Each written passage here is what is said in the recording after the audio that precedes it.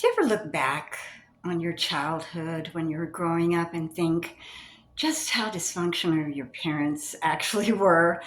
Like when you're growing up, you don't realize you might think, gosh, something a little off, but I can't put my finger on it. Especially back then when you're a baby boomer, because we didn't have the internet, we didn't know.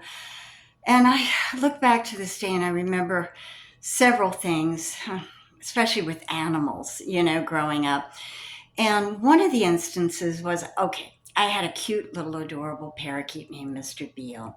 And I named him after my favorite teacher, who's my math teacher. And I used to take him out of his cage and put him on the edge of my finger and just, chat with him. Like, oh, you're so cute, Mr. Beale. And so one day I came home from school and I took Mr. Beale out of the cage and he pecked me. But not only did he pecked me really hard and it hurt. And I was like, Mom, Mr. Beale pecked me. He's hurt. What's wrong with him? And she was like, well, oh, he's just a parakeet, honey. You never know. They're so unpredictable. Let's put him back in his cage and give him some time. And I'm like, okay, but that hurt. I gave him time. I took him out a couple of days later and he pecked me again. But not only once, but twice.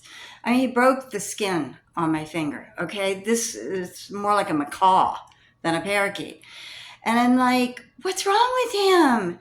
And she goes, oh, I don't know, sweetheart. He's a parakeet. What do you expect? You never know what they're like. Just give him some time.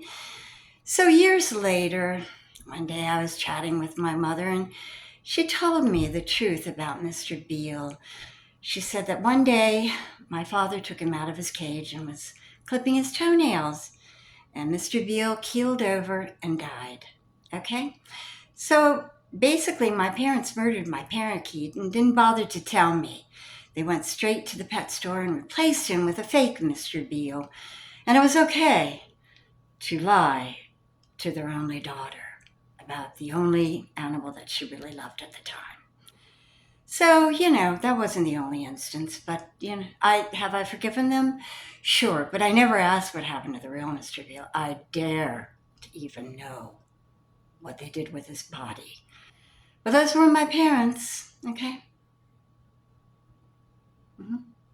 Mr. Beale, I love you wherever you are.